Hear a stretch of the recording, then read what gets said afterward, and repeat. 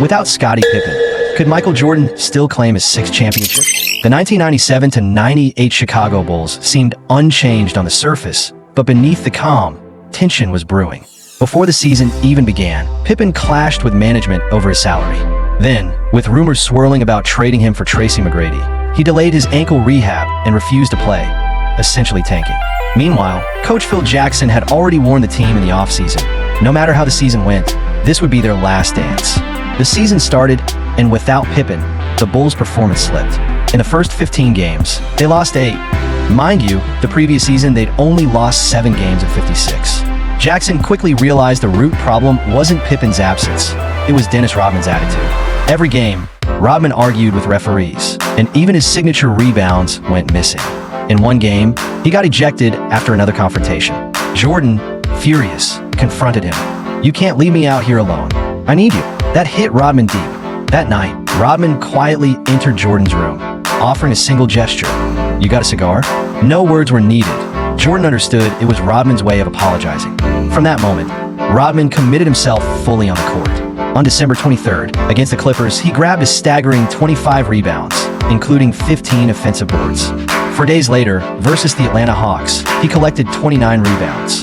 The Bulls' record climbed to 19-9, and the media started speculating that even without Pippen, this team could still capture the sixth title. Hearing the chatter, Pippen could no longer sit idle. After missing 35 more games, he finally returned. On game day, Rodman debuted a new hairstyle, ostensibly to welcome Pippen back, but secretly celebrating his own freedom. Having been a model citizen for a month, Rodman was ready to let loose. That night, he requested a break from Jackson. After careful thought, Jackson agreed, 48 hours only. But Rodman disappeared into the night on his motorcycle, and 4 days later, he still hadn't returned. Jordan had had enough. He tracked Rodman to his hotel, only to find him in a room with adult film star Carmen.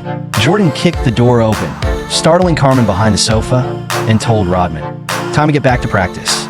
Without protest, Rodman dressed and followed Jordan back to the training facility. Jackson opened his mouth to scold him, but Jordan cut him off.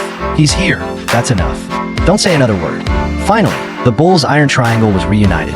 Just as Jordan was preparing to go all out for the sixth championship, a young, wild-haired rookie boldly challenged in public. He walked in with a full-blown afro and the guts to challenge Michael Jordan, the one and only basketball god.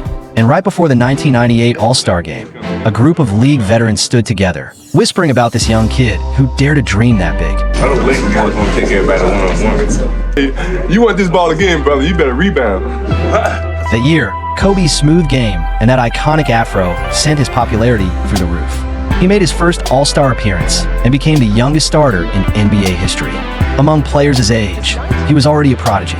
But to Michael Jordan, a 19-year-old Kobe was still just a kid. Jordan walked in with 5 championship rings and every headline calling him the best player on the planet. Right before the game, the two crossed paths in the tunnel. Neither said a word, but both knew this All-Star game was going to be a one-on-one statement. Just 7 days earlier, they had already faced off. The Bulls were in LA, and Kobe opened the game by pressing up on Jordan. Jordan still dropped a game-high 31. Kobe finished with 20, and that night, he made himself a promise. "I'm gonna make Jordan notice me." Then came the 1998 All-Star Game at Madison Square Garden. Kobe wasted no time. He showed off his explosiveness with one soaring dunk after another, and the media started asking the question out loud. Is Kobe the one who will take Jordan's throne? In the second half, Jordan decided it was time to teach the kid a lesson. He caught the ball in the corner, backed Kobe down, rose, and hit a clean fadeaway. Vintage Jordan. Next possession, Kobe came right back at him. Karl Malone started to move in for a screen, but Kobe waved him off. "I've got it." He tried the exact same move, turn fade release, but the shot rimmed out. A few possessions later, Kobe was still hunting the matchup. He finally buried a 3 right over Jordan and let it sink in. By the end of the third quarter, Kobe had 18, one more than Jordan. But West head coach George Karl didn't like how Kobe was dominating the ball. So in the fourth quarter, Kobe stayed glued to the bench. The game ended with Jordan dropping 23 points and 8 assists, leading the East to the win and taking home All-Star MVP. And afterward, Jordan walked over to Kobe and handed him his phone number. But on top of that, he said, if you ever need anything, give me a call. Jordan was on the hunt for his 6th championship. The Bulls weren't as dominant as they had been in earlier years, but Jordan was still the league's most unstoppable scorer. By the end of the regular season, At age 35, he played all 82 games and averaged 28.7 points, 5.8 rebounds, and 3.5 assists. He claimed his 10th scoring title and edged out Karl Malone to take back the MVP trophy. Chicago finished 62-20, tied with the Utah Jazz for the best record in the league. Then came the playoffs. First round, the New Jersey Nets. Most people expected a one-sided sweep until Jason Williams exploded, grabbed 21 rebounds, and dragged the game into overtime. With the clock winding down, Jordan stepped in again. He jumped a passing lane, ripped the ball from Kerry Kittles, and finished with a gliding and-one dunk to seal the win. Chicago survived by 3. Game 2, Jordan dropped another 30-plus. 3 games later, the Bulls completed the sweep. Second round, the Hornets. Jordan opened the series with a scorching 35, but the real twist came from B.J. Armstrong.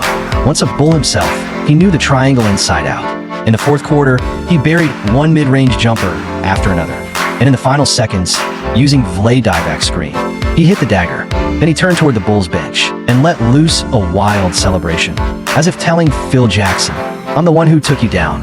Chicago walked off furious. Jordan was beyond angry. Next game, he took the assignment personally. He guarded Armstrong the entire night. Armstrong went 1, 4, 7 and scored just 2 points. And after that, Jordan never let the Hornets breathe again. Chicago took the next 3 and marched into the Eastern Conference Finals. Waiting for them was Reggie Miller and the Indiana Pacers, and Miller came closer than anyone to knocking the Bulls off their path.